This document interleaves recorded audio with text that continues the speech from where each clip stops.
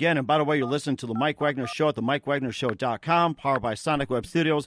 Visit online at SonicWebStudios.com for all you need. We're going to try to get Melissa again. Sorry about that. I had another call coming in. I apologize. Oh, okay. Yeah, I was going to say, you might want to keep it up here, but yeah, we're in a sense live, but let's finish up what you're talking about. Anyway, that one, Recipes from Generations, I had hoped to write that one years on ago, but because of things that happened in my life subsequently, I was not able to do it till now. Okay. So I'm doing it now, and it's going to take me a longer time because I feel like, kind of like, I wrote that one cookbook for fun, and then when it got torpedoed, and let's just say things went really, really bad with it. Lead balloon. It was not well received at all, and never sold a single copy. Mm-hmm. But yeah, you can also find them on Amazon.com and give people a second chance. And we encourage you to write books as well too. We encourage you to continue in your trade as well too. Sounds like you got a good thing going. You're gonna need some work. I'm just continually, doing various things. I also do radio. I have my own Spreaker show. I have videos through YouTube, which I've got locked down right now because there was a guy that's been harassing me really badly, and I just don't want trouble. And what is the name of your program, by the way? Mine is, again, about my book, Born Into Shamanism, and all the work that I do as a psychic and a medium, and specifically how it works for me.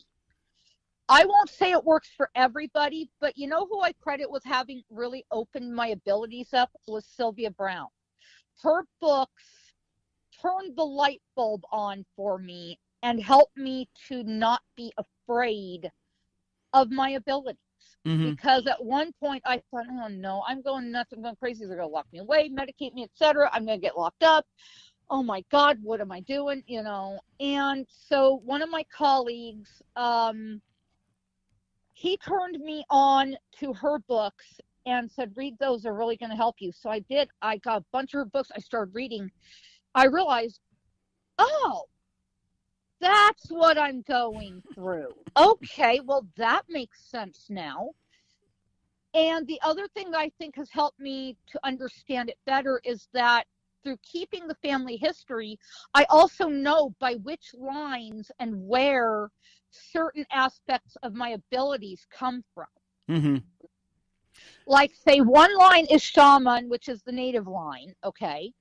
Another line is druid, which comes in on my 15th great-grandfather, John Dodds, who came from Europe, primarily Celtic Europe at the time. Okay. And so his ancestry would be druidic. Mm-hmm. And then there's another line, Cromwell, who is from British Europe, and they are Wiccan as far back can go, okay? Okay. And then on my mother's line would be specifically the Gypsy lineage, which I have not been able to actually find the actual, like, Gypsy actual paperwork saying, oh yeah, we're Gypsy. No, I haven't been able to find that yet. I'm not saying I won't find it. I'm just saying I have not yet found it. Okay. Because there were whisperings, and that's the way it kind of is handed down, according to another cousin of mine in New Jersey, who is also Gypsy descent. Okay. Now, and go ahead. There were whisperings as I was growing up. So, it kind of is what it is. Okay. Now, how is shamanism tied into the Wiccan religion and also the Gypsy? How are those tied in? Honestly, they're all variations, believe it or not, of the same thing. They're just of different lines. Mm-hmm. It's all virtually the same thing. Respect for nature, respect for life, respect for humanity, respect for animals, respect for nature, all this stuff. And working with nature, not against it. You see what I'm saying? Mm-hmm. I see. And then, and all those, like with shamanism, Wiccan, Gypsy, paranormal, the psychic, which one of those do you think you best work at, and what's like the most difficult that you see yourself working at? I can't say that I see any of them as difficult. I can say maybe a little bit I don't know, interesting, complicated, whatever you want to call it. Mm-hmm. But I seem to interact with all of them just fine. Okay. All right. And also, besides with you writing books, you also get with clients and, being a healer and everything else. You're also opening up a small business, and tell us about what you're doing with the business. Well, I'm kind of putting everything under one umbrella, all the radio and the videos and the books and the psychic and the medium and the, healing and the, all this stuff. I'm putting it all together under one roof. Okay. Okay. And then do you have a website for it yet or anything? I do. It was the one that you named. Again, https:// psychicmom2017.wix site, WIX as an X-ray, site, SITE.com / Melissa Bryan. Got it. Okay. We'll get that information in just a minute. And we got a few minutes here. We know you're very busy. Who do you consider biggest influence in your current shamanism and everything else? I don't think I really have anyone that's as big of an influence as my ancestors are. My grandfather, Whitefeather, he's been more than patient with me. I know I can be so frustrating sometimes. I know I can be, stubborn and maybe go, no, I don't really want to know that, or, whatever. But it's like, he kind of points out to me, okay, you need to know this because this is what's going to come up in your life. Mm-hmm. And you're going to need to know how to deal with this. So it's like, okay. Oh, so I take a big breath in and I go, okay, let's get this over with. Okay. And what do you consider most memorable moment when it comes to being involved in healing, writing, or any life experience? What do you consider most memorable moment in your work? I think it was encountering my Earth cousins. Yes, all in spirit now. God love them. I love you guys. I do. I truly love you. And I love them to death. And Doc Holliday, God love that man. He's such a sweetheart. Over in Tombstone, Arizona, and I'm going to relay this as a storyline. And this is written into my book as well. You're going to find this story. I was 14 years old. It was my birthday. My folks took me, out to the Southwest as, a birthday gift, which is really cool. Okay. We went to Tombstone, Arizona. No, didn't expect nothing to happen. I said, okay, well, no, nothing gonna happen. It's just a tourist trip. We're cool. Yeah, right. Nothing happened. Spirit had other ideas. Oh, yeah, Spirit had other ideas. Well, I walk into the birdcage. We pay our fee to get in. They close the door. Oh, my. It all changes from there. Mm-hmm. Uh-huh. I walk over to what was then the bar, okay, and there was a bar there. I don't know that it's there anymore. It might still be.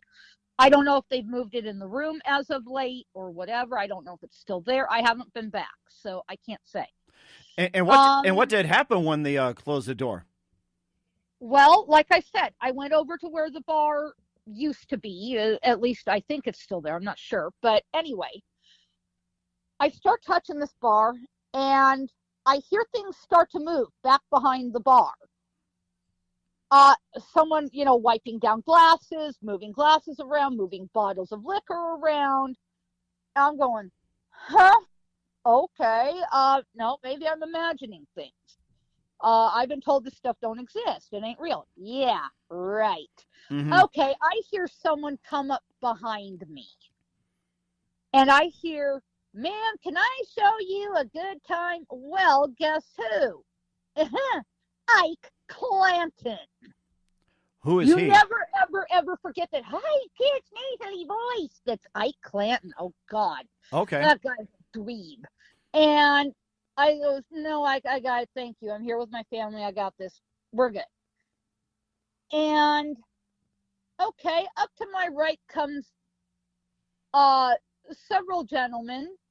I hear this deep growly down in my gut, down my belly voice, big, growly, grizzly bear type voice.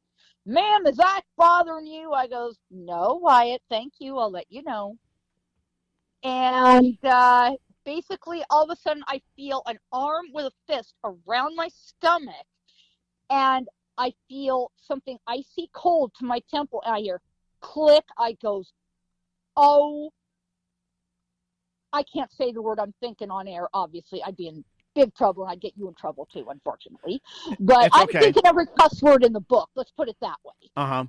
And I thought, I'm in trouble. I start praying, and I mean praying, like I'm dead praying, you know, like this is it. I better make peace with my maker, you know, call in the troops. That's it. It's over. I'm dead. Sure enough, I'm dead. All of a sudden, I hear about 100 feet to my right, Ike, drop the gun. And I hear click, click, click, click, click.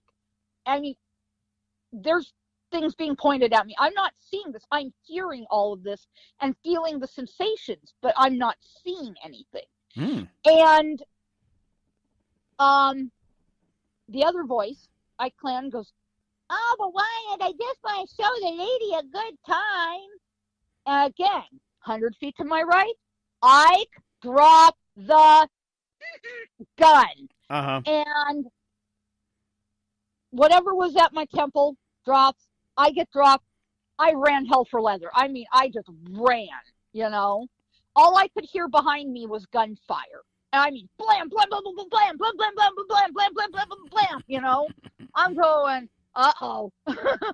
yeah, no, I'm running at this point. And I get to my dad, who's on the stage looking around. He goes, what's wrong? He goes, you know, at this point, I'm out of breath. I mean, I'm literally out of breath. And with good reason, obviously. And, you know, I went back behind me. I was, you know, what do you mean? I said, the ghosts, the spirits, the ghosts, them. And my dad looks, he goes, who? There's nobody there. I go, the ghosts. There's the you know, I'm like pointing it out, and I can, at this point, I can see them at that point. And I'm like, oh my, yeah, I'm, by this time, no way, you know? I'm literally like flabbergasted at this point. I can't believe what I'm seeing. And so soon the gunfire stops. You can smell the gun smoke on the air. It's really heavy, really pungent. You can't miss it or mistake it. I love the smell, personally. I do. I've been around this stuff all my life. I love that smell. It takes me back to a different time and place. But that aside, I go back over to where that all happened. I'm going, what in the name of heaven and earth was that? You know? Whoa, what just happened? Oh my gosh. And I hear to my right again, and these spirits this time come closer, and Wyatt asks me, ma'am, when you're in town the next time, may we escort you through town so Ike and his boys don't harass you? I goes, yeah, sure, absolutely, you're asking.